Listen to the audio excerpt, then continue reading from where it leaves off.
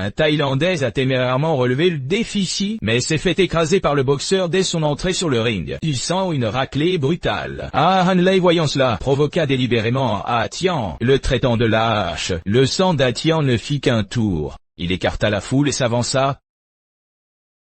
Corps et esprit ne faisant qu'un lit, ses coups tranchant comme des lames, il força son adversaire à reculer, démontrant à la perfection les techniques uniques du Muay Thai.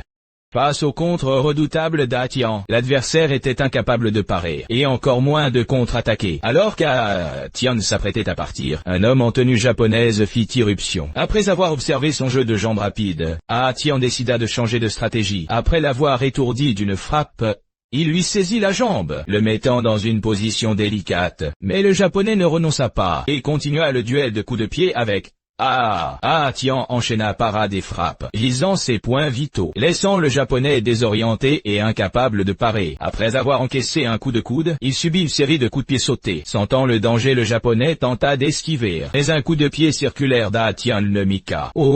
Il fit alors semblant de se rendre, pour mieux lancer une attaque surprise. Mais Atian le contra d'une attaque aérienne, le vainquant définitivement. Le boss, ayant perdu plusieurs combats d'affilée, était extrêmement frustré. À bout de nerfs, il envoya son meilleur combattant. Sami ne recule devant rien lors des combats.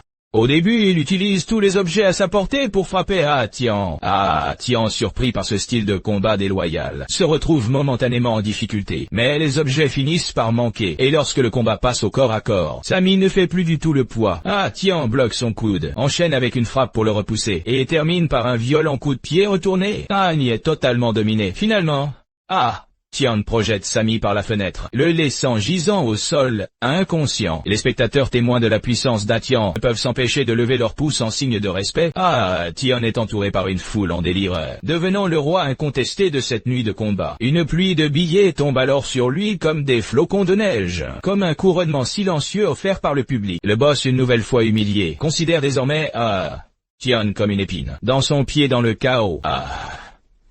Tian aperçoit soudain la silhouette de Barry, mais il est malheureusement trop tard. Barry monte dans une voiture et s'enfuit. Quelques jours plus tard, le boss prépare une livraison importante. Il ordonne à Barry de surveiller l'opération de près, et interroge sur les origines de cette De leur côté, le trio d'Atian recherche Barry activement, mais sans succès. De plus, le bail de l'appartement Hanley arrive à expiration, et pour leur éviter de dormir dans la rue, Tian sacrifie sa bague en argent pour payer le loyer. Après tout ce qu'ils ont traversé ensemble, Hanley est rempli de remords et décide de l'aider à retrouver la main de Bouddha sans rien attendre en retour. Barry ignorait tout de la situation actuelle. Comme à son habitude, il prenait du bon temps à l'hôtel avec des danseuses. C'est alors qu'Atian et son groupe le retrouvèrent grâce à des informations fiables. Barry, qui avait baissé sa garde, fut rapidement capturé par Tian s'apprêtait à le forcer à révéler l'emplacement du Bouddha Hand, mais Barry réussit à s'éclipser l'instant d'après.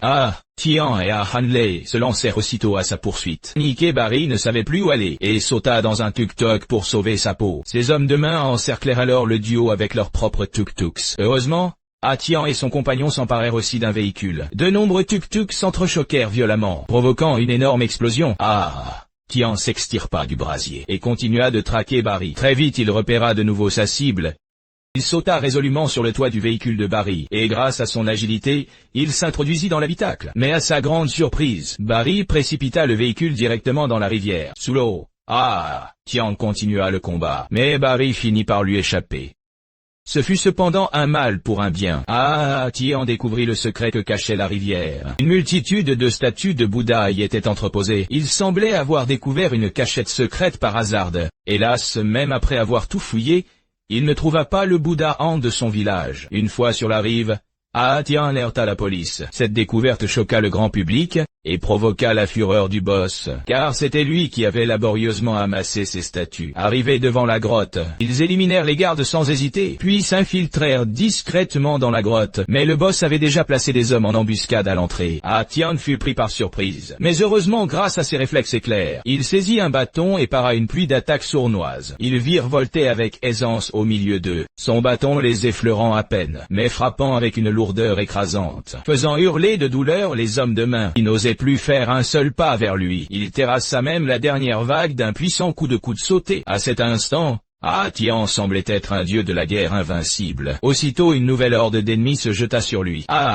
Tian esquiva habilement de gauche à droite leur première vague d'assaut, avant de passer à la contre-attaque.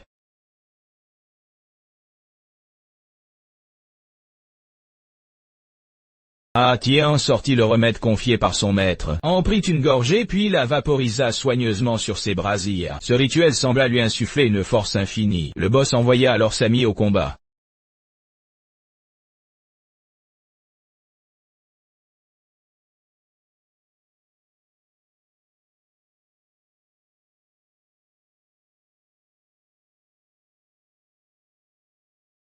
La statue géante du Bouddha s'effondrait et menaçait de tomber au dernier moment. Hanley s'écarta in extremis par une roulade, tandis que le boss finit écrasé sous l'immense statue. Après l'impact de la statue, de l'or apparut sous le front brisé. Finalement, Tian tint parole et ramena la main du Bouddha au village.